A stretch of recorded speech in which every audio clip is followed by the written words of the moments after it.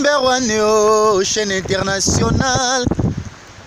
Nakata YouTube, Nakata Mondo yo. Radio télévision, tous les 4 continents aujourd'hui, tous s'abonnent massivement. On va sportif. Sur le landembo, information est sérieuse, Nakata source. Donc, retard à la matin, on va faire un autre comité. Radio télévision et il y a une information à l'élo. Il y a ma guide de boy ba site ya Porokondo. Information est assurée. Poto yoka yoka yoka.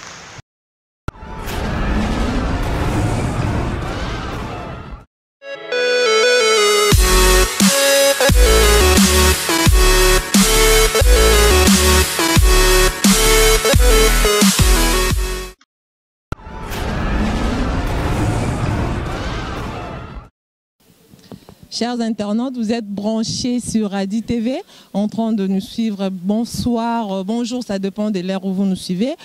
Comme nous vous avons annoncé qu'ici nous sommes au Congo central, précisément à Matadi, où nous venons faire la promotion de nos artistes, de nos comédiens, de toutes les personnalités, ou soit des personnes qui sont célèbres. Aujourd'hui, on va vous parler d'un grand docteur. Lui, c'est un tradi moderne. Il fait de la médecine tradi moderne. En fait, avec lui, on va essayer de parler par rapport à sa médecine. Il va juste nous annoncer par rapport à un métier, comment est-ce qu'il est fait. Nous avons jugé bon de venir lui rendre visite chez lui, dans le bureau, donc vous sentez que ça vraiment beaucoup on est intéressé. Donc lui, il s'appelle Dr Ifa. Dans quelques minutes, nous allons les recevoir dans les cadres et à redécouvrir soit Tiako, expliquer biso en fait médecine tradie moderne en fait ezaranini. Tomona ba matiti, tomona ba bilore belé, tomona ga esika ngo eza vraiment ya bokoko, yango tolobaki pour nous intéresser, pour comprendre réellement qu'est-ce que fait Dr Ifa. Toboy ko yamba na bisika to yamba kae to lobito ya awa na esika na na bureau na yo omo na bureau na e aboya ko moderniser ango alobi ezala penza à l'africaine ezala tradi moderne maboya na européen en forme abi ezala ra ya bokoko. Donc c'est avec lui qu'on va essayer de parler en long et en large, mais le est juste quoi annoncer kaka hein quoi annoncer pour désormais tozanaye na Radi TV. J'ai dit un grand merci à mon boss. Lui, c'est monsieur Emmanuel Djangasamba, le sage. Il nous suit depuis Féland. En tout cas, merci beaucoup, mon boss. Merci également à mon réalisateur ainsi que mon caméraman, Yannick Tsumbu. Yannick Tsumbu, hein, de tous les temps, on est ensemble. Tozara Ande, Tozalara. On est là, comprenez? Nous sommes en voie d'où? Banamata d'Ignon, ce baby qui est en voie d'où? Awa. To lundi, docteur, il fait un bureau nae. Tu es dans bureau pour prochainement de te revendre pour te mettre un peu Rosola. Comprenez? Je suis là, il y a des enfants qui sont là, donc pour comprendre, l'Amérique, l'Asie, l'Afrique, l'Europe, partout, boza branché, Radi TV. On est là pour le compte. De Dr Ifa Bokoko. Mais avant tout, Yamba Dr Ifa, nous allons rentrer de l'autre côté. Yannick Tsumbu, tu nous proposes quoi?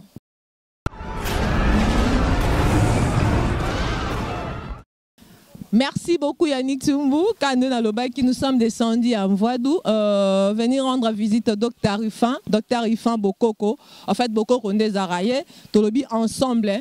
Nabino Badboa Libanda Yamboka to découvrir misala ya Dr Ifa. Désormais tozana ye awa na Radi TV, trosa ane ba émission o ako expliquer biso en long et en large par rapport à la médecine. En fait, vous avez vu nabi que pendant que tolo ba Yannick Tsumbu azola que sabino ba insert. Aboya na bureau na ko modernisant abi awa eza base. Ba bureau monsieur eza modernisé mais awa eza source. Bokoko na la la awa et on monte quitter l'autre na bokoko na poto ya ko sola na. Mais je vais déjà tourner vers lui, c'est un jeune docteur Ifa, papa Mobimba, c'est un jeune, il est là. Bonjour docteur. Bonjour maman Yvette. Bonne santé. Naza bien kolekao. Solanjo le na siège au Pénézara qui maison mère, de côté boko là lara. Banela.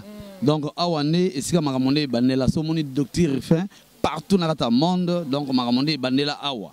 Ya on est dans l'église zalko nako ya bokoko esika makamonde za. Bureau ya bakiti eza ya kitoko eza ya propre eza mais awa donc to tika ngo karabo ezara nini mais eza fondation batika kate ata komi ndenge ni so négligé penda sika ba boti penda fondation donc esimba te de yenda boti yenda botaka Merci beaucoup, Dr. Rufin. Yambio na Radi TV, une nouvelle chaîne bientôt déjà, va comprendre la réalité ma solo. Radi TV depuis Finlande, boss Emmanuel Djangalobi, désormais tout côté sa Dr. Rufin na ma solo pour eux ezaka émission montozo annoncé, mettre ça à deux premiers numéros, trop yamba, trop vendre vraiment convenablement pour expliquer biso par rapport à la chaîne au lobby non nini. Radi TV Emmanuel Djangazolando depuis Finlande. En tout cas, merci Mingi. Merci à boss de boss Emmanuel Dzanga pour na likanisi azui pour na kosala biso chez le moko ya malamu ya kitoko ezo l'accès partout na kata monde o bazolanda penza. Docteur Rufin Bokoko oyo ba obalandaka déjà ba yokaka penza ngai yo. Mais esalinga so bien na yako la kisa ko bakisa so contribution na ngai pour na ko lakisa ko talisa bato mususu oyo bango bazalaka ignorant nango na kosana bokoko ba santé na bango, c'est ça. Mais yango ne na lobi boy bozalaka toujours branché na kata bas émissions na kata chaîne oyo Radi TV donc bokoyo kama mebeli na kolakisa bino yo papa ozolo na ngai ozana problème spirituel ozana problème physique etungisaka yo o ba mare de nuit balata yo na nzoto makambo nyonso etungisaka yo okomona ngai yo moto ozalaka soki ke bovandi na kata bar bozomela ozobanga bato bakotelo poison ba anti poison docteur Rufin nango nazana ba protection ngamoko na sala do ba protection ezali o non maladie tout ezotungisa yo ba hémorroïde o prostate o non yo botaka te ozana ba problème tout physiquement spirituellement ozana volonté ko luka mbongo mais capacité ko réussir ezati okomona ka docteur Rufin makambo kozala déjà solution a bien kozala yo mutu ozana mi tout mais ba pan na ba pan mamoto ozana problème nyonso bozana yango ato bozala kaka branché na kolakisa no makambo belé docteur Bosani ya ba père mère netra systématique père alela trop ba tuna yanga so yo pozala la makambo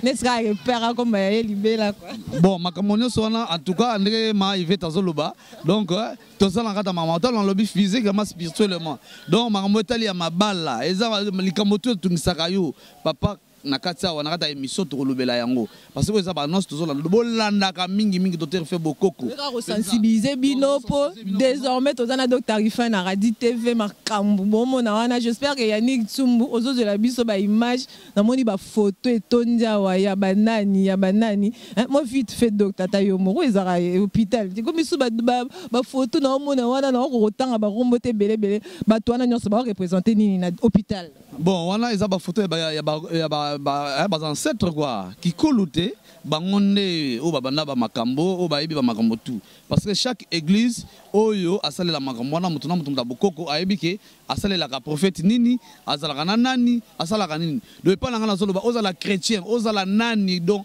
ça dit nazoko pona mutu te ya komona docteur Rufin na kosunga na ba problème tout ozana ozala pasteur je dis bien mikolo donc ezaka casse vert donc ça dit ils ont la protection na système ya mystique et puis nous avons produit musulman mifet comme on a souki ça donc produit on sonné ba tout interne ya kat donc comme on a souki ça oh chikungunya oh quoi kato zolango épidémie na ça nango donc on a qui nango docteur Rufin na kata ba recherche parce que na ça villageois de naissance na autant na mboka est-ce que yo pobi qui sera mbasu hippopotame oh nini toyoka kayoka parce que wana ne vraiment déranger bio maladie andeke oh babwa ke li mpese. OK merci mingi bon parce que on est net lobby qui na ba émission pour découvrir ba mbebele mais ezala mbasu babwa ke la ateza niveau nini docteur Rufin akolongola yango mpese o prostate ozanango malade nzoko malade ndeke yo motoko ya mikolo nyonso komitungisa lisusu te